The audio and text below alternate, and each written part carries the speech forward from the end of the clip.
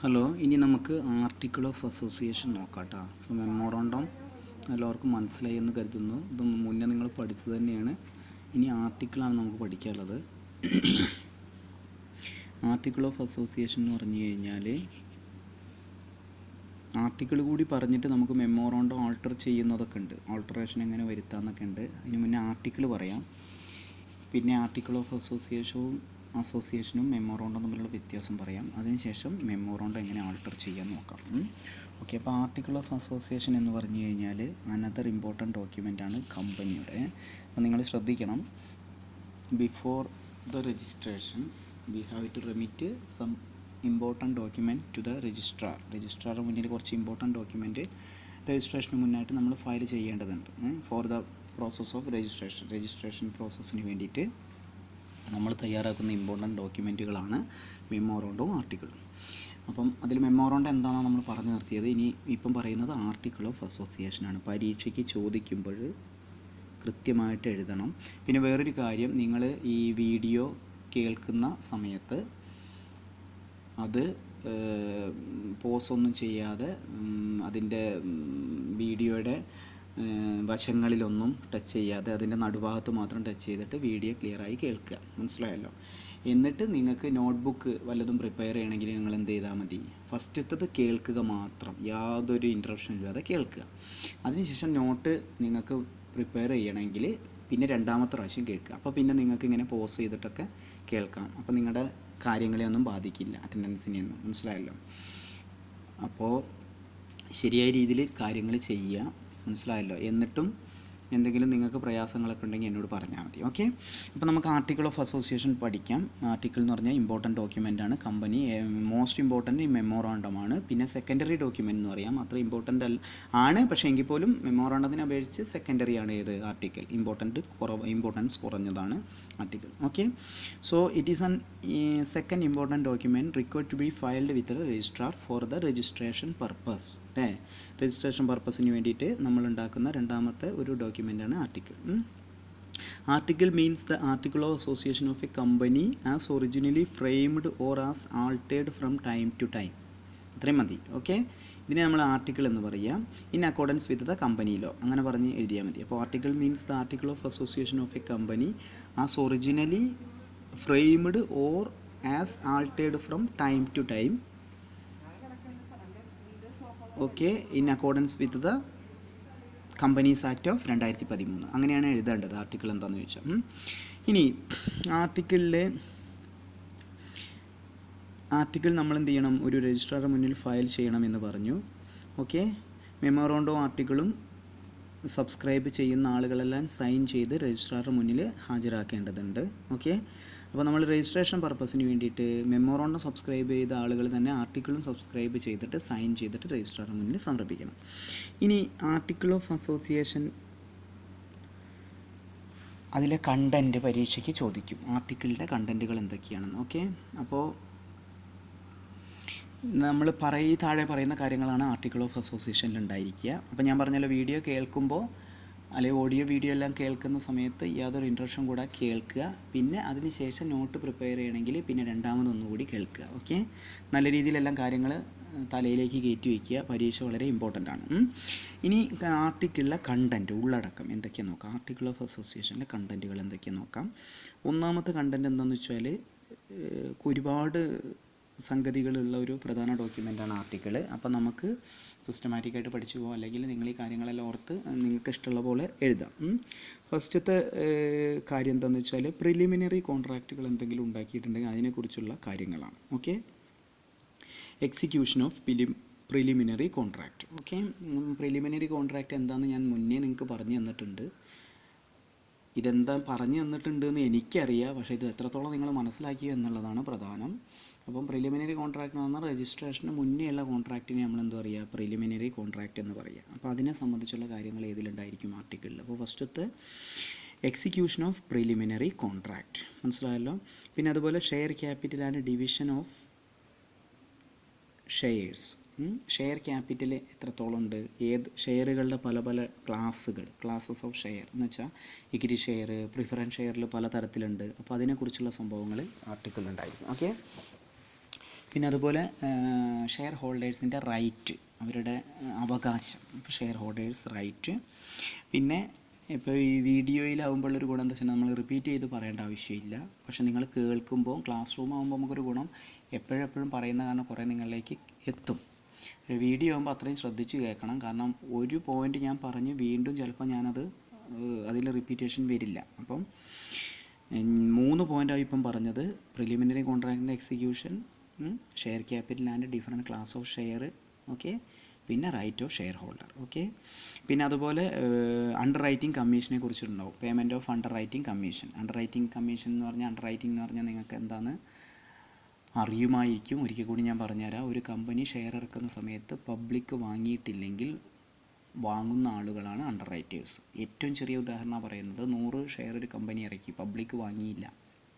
അപ്പോൾ അതിന് പകരം പബ്ലിക്കിന് പകരം വാങ്ങുന്ന ആളുകളാണ് അണ്ടർ റൈറ്റർ. പക്ഷെ അവർ വന്ന് വാങ്ങൂല, അതിന് മുന്നേ നമ്മൾ കോൺട്രാക്റ്റ് ഉണ്ടാക്കണം. അതായത് before the allotment of the share, അല്ലെങ്കിൽ issue of the share issue ചെയ്യുന്നതിന് മുന്നേ തന്നെ ഈ പ്രിലിമിനറി കോൺട്രാക്റ്റിൽ നമ്മൾ അണ്ടർ റൈറ്റേഴ്സുമായിട്ടുള്ള കോൺട്രാക്റ്റുകളൊക്കെ വരും, ഓക്കെ. അപ്പം അണ്ടർ റൈറ്റേഴ്സുമായിട്ട് നമ്മൾ കോൺട്രാക്റ്റ് ഉണ്ടാക്കിയിട്ടുണ്ടായിരിക്കും. ചില കമ്പനികൾ ഉണ്ടാക്കും, ചില കമ്പനികൾ ഉണ്ടാക്കില്ല. അപ്പോൾ അങ്ങനെ ഉണ്ടാക്കുകയാണെങ്കിൽ നമ്മുടെ ഷെയർ പബ്ലിക് ഏറ്റെടുക്കാത്ത ഷെയറുകൾ അവർ ഏറ്റെടുക്കും. അതാണ്. അല്ലാതെ പബ്ലിക് ഏറ്റെടുത്തിട്ടുണ്ടെങ്കിൽ അവർക്ക് ഏറ്റെടുക്കേണ്ട ആവശ്യമില്ല. പബ്ലിക് വാങ്ങിയിട്ടില്ലെങ്കിൽ വാങ്ങുന്ന ആൾക്കാരാണ് അണ്ടർ റൈറ്റർ. അപ്പോൾ 2 കാര്യം ഓർക്കണം. ഒന്ന്, കമ്പനി ഷെയർ ഇറക്കുന്നു, അതിന് മുന്നേ തന്നെ അണ്ടർ റൈറ്ററുമായിട്ട് എഗ്രിമെൻ്റ് ഉണ്ടാക്കുന്നു, ഓക്കെ. ഷെയർ പബ്ലിക് വാങ്ങിയിട്ടില്ലെങ്കിൽ ആര് വാങ്ങും? അണ്ടർ റൈറ്റേഴ്സ് വാങ്ങും, ഓക്കെ. അപ്പോൾ അണ്ടർ റൈറ്റേഴ്സിൻ്റെ അപ്പോൾ അവർ അത് ചെയ്യുന്നതിന് അവർക്ക് കമ്മീഷൻ കൊടുക്കണം. കമ്പനി വെറുതെ അവർ ചെയ്യില്ല, ഒരു കമ്മീഷൻ ഉണ്ടായിരിക്കും. അപ്പോൾ അണ്ടർ റൈറ്റിംഗ് കമ്മീഷൻ എത്രയാണെന്ന് ആർട്ടിക്കിളിൽ ഉണ്ടായിരിക്കും, ഓക്കെ. അപ്പോൾ payment of underwriting commission. പിന്നെ lien on share. Lien on share എന്ന് പറഞ്ഞാൽ ഷെയറിൻ്റെ മുകളിൽ നമ്മളെന്തെങ്കിലും ഒറ്റ് എന്ന് വെച്ചാൽ, ഒറ്റ് എന്ന് പറഞ്ഞാൽ ഷെയറിൻ്റെ മുകളിൽ എന്തെങ്കിലും അവകാശങ്ങളുണ്ട്, അതാണ് ലീൻ ഓൺ ഷെയർ, ഓക്കെ. ഷെയറിൻ്റെ മുകളിൽ എന്തെങ്കിലും അതിനെന്തെങ്കിലും അവകാശങ്ങളുണ്ടെങ്കിൽ അതാണ് ലീൻ ഓൺ ഷെയർ. ഷെയർ ഹോൾഡേഴ്സിന് ഷെയർ വാങ്ങുന്ന സമയത്ത് ഏതെങ്കിലും തരത്തിലുള്ള കാര്യങ്ങൾ കമ്പനിയിലെ ലീൻ കൊടുത്തിട്ടുണ്ടെങ്കിൽ അതാണ്. പിന്നെ കോൾ ഓൺ ഷെയർ, അത് നിങ്ങൾക്കറിയാം. പല കമ്പനികൾ application money, allotment money, first call, second call, third call, അങ്ങനെ പോകില്ലേ? അതാണ് കോൾസ് ഓൺ ഷെയർ. എത്രത്തോളം കോൾ കമ്പനി ചെയ്യുന്നുണ്ട് എന്നുള്ളതാണ്. ചില കമ്പനികൾ ഫസ്റ്റ് കോൾ, സെക്കൻഡ് കോൾ ഉണ്ടായിരിക്കുള്ളൂ. ചിലത് ഫസ്റ്റ് ഉണ്ടാവും, സെക്കൻഡ് ഉണ്ടാവും, തേർഡ് ഉണ്ടാവും. അപ്പോൾ അത് എത്രത്തോളം ഉണ്ടെന്ന് നമ്മുടെ ആർട്ടിക്കിളിൽ പറയും, ഓക്കെ. പിന്നെ നമ്മൾ പറയുന്നത് ട്രാൻസ്ഫർ ഓഫ് ഷെയർ ആണ്. ഷെയർ എങ്ങനെ ട്രാൻസ്ഫർ ചെയ്യാം? Transmission of share. നമ്മളൊരു ട്രാൻസ്ഫർ എന്ന് പറഞ്ഞാൽ ഞങ്ങൾക്കറിയാം, ഒരാൾക്ക് കൈമാറുന്നതാണ്. ട്രാൻസ്മിഷൻ എന്ന് പറഞ്ഞു കഴിഞ്ഞാൽ, ഇതൊക്കെ പ്രൈവറ്റ് കമ്പനിയുടെ കേസിലൊക്കെ ഇത് കൂടുതലായിട്ട് വരിക. ട്രാൻസ്മിഷൻ എന്ന് പറഞ്ഞു കഴിഞ്ഞാൽ മരണശേഷം ആർക്കെങ്കിലും ഷെയർ കൊടുക്കുന്ന ട്രാൻസ്മിഷൻ, നമ്മൾ അനന്തരാവകാശികൾക്ക്, ഓക്കെ. പിന്നെ ഫോർഫീച്ചർ ഓഫ് ഷെയർ ആണ്. ഷെയർ കണ്ടുകിട്ടുക പറഞ്ഞാൽ എന്താ? ആരെങ്കിലും ഒരാൾ, അല്ലെങ്കിൽ ഏതെങ്കിലും ആളുകൾ കമ്പനിയുടെ ഷെയറിൻ്റെ പൈസ ആപ്ലിക്കേഷൻ കൊടുത്തു, അലോട്ട്മെൻറ്റ് കൊടുത്തു, ഫസ്റ്റ് കോളോ ഇല്ല, ഇനി അലോട്ട്മെൻറ്റോ ഫസ്റ്റ് കോളോ സെക്കൻഡ് കോളോ ഒന്നും കൊടുത്തിട്ടില്ലെങ്കിൽ കമ്പനി എന്ത് ചെയ്യും? ഷെയർ കണ്ടുകിട്ടും. അപ്പോൾ കൊടുത്ത വാല്യൂ മുഴുവൻ കമ്പനി പിടിച്ചു വയ്ക്കുകയും ചെയ്യും, നമുക്കൊന്നും കിട്ടുകയില്ല. അപ്പോൾ അതിൻ്റെ പ്രൊസീജിയറാണ് ഫോർഫീച്ചർ ഓഫ് ഷെയർ, ഓക്കെ. എങ്ങനെയാണ് ഷെയറുകൾ കണ്ടുകിട്ടുക? എത്രത്തോളം കാത്തിരിക്കണം? നമ്മളൊരു ഷെയറിൻ്റെ പൈസ അടയ്ക്കാൻ പറഞ്ഞിട്ട്, അല്ലെങ്കിൽ ഒരു ഇൻസ്റ്റാൾമെൻറ്റ് അടയ്ക്കാൻ പറഞ്ഞ് എത്രത്തോളം കാത്തിരുന്നിട്ടാണ് നമ്മൾ ഷെയർ കണ്ടുകിട്ടുക എന്നുള്ളതാണ് ഫോർഫീച്ചർ ഓഫ് ഷെയർ. പിന്നെ ആൾട്ടറേഷൻ ഓഫ് ക്യാപിറ്റലാണ്. ക്യാപിറ്റൽ എങ്ങനെ ആൾട്ടർ ചെയ്യുക എന്നുള്ളതാണ്, ഓക്കെ. പിന്നെ അതുപോലെ conversion of shares into stock. Share സ്റ്റോക്കിലേക്ക് കൺവേർഷൻ ചെയ്യുന്നത് എങ്ങനെയാണ് കൺവേർഷൻ ചെയ്യുക? പിന്നെ capitalisation of profit. Capitalisation of profit എന്ന് പറഞ്ഞു കഴിഞ്ഞാൽ എന്താ? പ്രോഫിറ്റിനെ നമ്മൾ ക്യാപിറ്റലൈസ് ചെയ്യുക. നമ്മുടെ കയ്യിൽ ഒരുപാട് പ്രോഫിറ്റ് ഉണ്ടായിരിക്കും, അപ്പോൾ അതിനെ ഷെയർ ഹോൾഡേഴ്സിന് കൊടുക്കുകയാണ്. വളരെ സിമ്പിളാണ്. നിങ്ങളുടെ കയ്യിലിപ്പം ഒരു കമ്പനിക്ക് 1 കോടി രൂപയുടെ ലാഭം, കുറേ കാലത്തെ ലാഭം ഇങ്ങനെ കൂട്ടി വെച്ചിട്ട് അക്യുമുലേഷൻ ഓഫ് പ്രോഫിറ്റ് ധാരാളം, റിട്ടേൺ ഏർണിങ്സ് എല്ലാം ധാരാളം ഉണ്ടെങ്കിൽ, കമ്പനിക്ക് നല്ല ലാഭം ഉണ്ടെങ്കിൽ കമ്പനി എന്ത് ചെയ്യും? ഇതിലൊരു ഭാഗം എടുത്തിട്ട് ഷെയർ ഹോൾഡേഴ്സിന് ഷെയറായിട്ട് കൊടുക്കും. അതിനാണ് ക്യാപിറ്റലൈസേഷൻ ഓഫ് പ്രോഫിറ്റ് എന്ന് പറയുക. അപ്പം ഷെയർ വെറുതെ കിട്ടും. ആർക്ക്? ഷെയർ ഹോൾഡേഴ്സിന്. നിങ്ങൾ ബോണസ് ഷെയർ, റൈറ്റ് ഷെയർ എന്നൊക്കെ പറഞ്ഞ പോലെ ക്യാപിറ്റലൈസേഷൻ ഓഫ് ഷെയർ പറയുമ്പോൾ ക്യാപിറ്റലൈസേഷൻ ഓഫ് പ്രോഫിറ്റിൽ അങ്ങനെ വരിക. കുറേ പൈസ ഉണ്ടെങ്കിൽ കമ്പനി എന്ത് ചെയ്യും? ഇതിൽ പൈസേനെ ഷെയറാക്കി മാറ്റും. അപ്പോൾ ഷെയർ ഹോൾഡേഴ്സിന് പ്രോഫിറ്റിന് പകരം ഷെയർ കിട്ടും. അപ്പോൾ അതാണ് ക്യാപിറ്റലൈസേഷൻ ഓഫ് പ്രോഫിറ്റ്. പിന്നെ ബൈ ബാക്ക് ഓഫ് ഷെയർ എപ്പോഴാണ് ബൈ ബാക്ക് ചെയ്യുന്നത്? ഇപ്പോൾ പേപ്പറിലൊക്കെ ഉണ്ടായിരുന്നു, ഇടയ്ക്കിടയ്ക്ക് പേപ്പർ വായിക്കുന്ന ആളുകൾക്ക് എപ്പോഴും കാണാൻ പറ്റും. ഇപ്പോൾ അടുത്തൊരു കമ്പനി ഷെയർ തിരിച്ചു വാങ്ങിയിരുന്നു. Okay, buy back of share. Okay, പിന്നെ മീറ്റിങ്ങിനെ സംബന്ധിച്ചുള്ള കാര്യങ്ങൾ, general meeting, adjournment of meeting മാറ്റി വയ്ക്കുന്നത് എങ്ങനെയാണെന്ന്, voting right of member, proxy and their appointment. Proxy എന്ന് പറഞ്ഞാൽ ഇപ്പം നമ്മുടെ ഇതിലിപ്പം പെട്ടെന്ന് എനിക്ക് കിട്ടുന്ന പേര് അഭിജിത്ത് ഷെയർ വാങ്ങി എന്ന് കരുതുക. അപ്പോൾ അഭിജിത്താണ് ഷെയർ ഹോൾഡർ. അപ്പോൾ നിർഭാഗ്യവശാൽ അഭിജിത്ത് സ്ഥലത്തില്ലെങ്കിൽ കമ്പനി മീറ്റിങ്ങിൽ അഭിജിത്തിന് പകരം പങ്കെടുക്കുന്ന ആളാണ് പ്രോക്സി. മനസ്സിലായല്ലോ? അപ്പോൾ അഭിജിത്ത് അവൻ്റെ തീരുമാനങ്ങളൊക്കെ എടുക്കാനുള്ള കാര്യം വേറൊരു വ്യക്തിനെ ഏൽപ്പിക്കുകയാണ്. ഇപ്പോൾ ഉദാഹരണത്തിന് നമ്മുടെ അവൻ്റെ പേര് ശ്രീഹരിനെ ഏൽപ്പിക്കുകയാണെങ്കിൽ അഭിജിത്തിൻ്റെ പ്രോക്സിയാണ് ശ്രീഹരി. അപ്പോൾ അഭിജിത്തിന് വേണ്ടി കാര്യങ്ങളെല്ലാം സംസാരിക്കുന്ന ആരായിരിക്കും? ശ്രീഹരി. അതാണ് പ്രോക്സിയും അതിൻ്റെ അപ്പോയിൻമെൻറ്റും. പിന്നെ ബോർഡ് ഓഫ് ഡയറക്ടേഴ്സ്, പിന്നെ കമ്പനിയുടെ common seal, dividend and reserve എല്ലാം ഇതിലുണ്ടാവും, ആർട്ടിക്കിളിലുണ്ടായിരിക്കും. മനസ്സിലായല്ലോ? Appointment of executive officer, manager, ഇതിൻ്റെ കാര്യങ്ങളുണ്ടായിരിക്കും. Books of account and audit, പിന്നെ winding up of the company. ഇങ്ങനെ ഒരുപാട് ഇതിൽ പുസ്തകത്തിൽ വളരെ കുറവാണ്. ശരിക്കും ഇത് കുറേ അധികം സംഭവങ്ങളുള്ളൊരു കാര്യമാണ് ആർട്ടിക്കിൾ. ഒരു കമ്പനിയുടെ ആർട്ടിക്കിളൊക്കെ കാണാനുള്ള ഒരു അവസരം നിങ്ങൾക്ക് കിട്ടുകയാണെങ്കിൽ നിങ്ങൾ ഈ പഠിച്ച കാര്യങ്ങളോ അല്ലെങ്കിൽ ഞാൻ ഈ പറഞ്ഞ കാര്യങ്ങളോ വളരെ കുറച്ചേ ഉള്ളൂ. ധാരാളമായിട്ട് ഇതിലുണ്ടായിരിക്കും. വേറെ പുസ്തകങ്ങളിലും കമ്പനിയുടെ ശരിയായ ആർട്ടിക്കിളിൽ ഒരുപാടുണ്ടായിരിക്കും. ഓക്കെ, അപ്പോൾ ഇതാണ് ആർട്ടിക്കിൾ ഓഫ് അസോസിയേഷൻ. ഇനി നമുക്ക് അടുത്തത് മെമ്മോറണ്ടോ ആർട്ടിക്കിളും തമ്മിലുള്ള വ്യത്യാസം നോക്കാം. അതും പരീക്ഷയ്ക്ക് എപ്പോഴും ചോദിക്കുന്നതാണ്. അതുകൂടി കഴിഞ്ഞാൽ നമുക്ക് ഈ വീഡിയോ ചിലപ്പം അടുത്ത വീഡിയോ അയക്കാം. ഓക്കെ, അപ്പം മെമ്മോറണ്ടോ ആർട്ടിക്കിളും തമ്മിലുള്ള വ്യത്യാസം. മെമ്മോറണ്ടോവും ആർട്ടിക്കിളും. മെമ്മോറണ്ടം എന്ന് പറഞ്ഞു കഴിഞ്ഞാൽ ഏറ്റവും പ്രധാനപ്പെട്ട ഡോക്യുമെൻ്റാണ്. ആർട്ടിക്കിൾ എന്ന് പറഞ്ഞാൽ സെക്കൻഡറി ഡോക്യുമെൻ്റാണ്. ഓക്കെ, അപ്പോൾ നിങ്ങളൊരു പേജ് രണ്ടായിട്ട് മടക്കി ഒരു സ്ഥലത്ത് മെമ്മോറണ്ടം എന്ന് എഴുതി, മറ്റേ സ്ഥലത്ത് ആർട്ടിക്കിൾ എന്ന് എഴുതി. മെമ്മോറണ്ടത്തിൽ എഴുതി പ്രൈമറി ഡോക്യുമെൻറ്റ്, ആർട്ടിക്കിളിൽ എഴുതി സെക്കൻഡറി ഡോക്യുമെൻറ്റ്. ഓക്കെ, പിന്നെ എഴുതി മെമ്മോറണ്ടത്തിൽ എഴുതിയ ഇത് കമ്പനിയുടെ ചാർട്ടറാണ്, ഭരണഘടനയാണ്. ഓക്കെ, അപ്പോൾ it is A charter. Article എന്ന് പറഞ്ഞാൽ ബൈലോയാണ്, നിയമമാണ്. മെമ്മോറണ്ടത്തിൽ എഴുതി ചാർട്ടർ, ആർട്ടിക്കിൾ എഴുതി ബൈലോ. ബൈലോ എന്നൊക്കെ എഴുതുമ്പോൾ ശ്രദ്ധിക്കണം, BYE ആണ് ബൈലോ. ലോ എന്ന് എഴുതാൻ നിങ്ങൾക്ക് അറിയുമെന്ന് ഞാൻ കരുതുന്നു.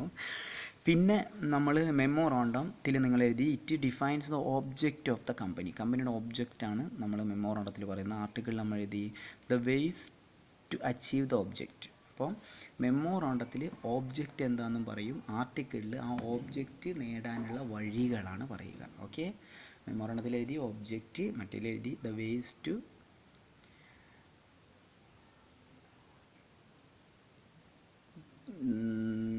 Fulfil that object. ഓക്കെ, അതാണ് മെമ്മോറണ്ടം ആർട്ടിക്കിളും അടുത്ത വ്യത്യാസം. മനസ്സിലായല്ലോ?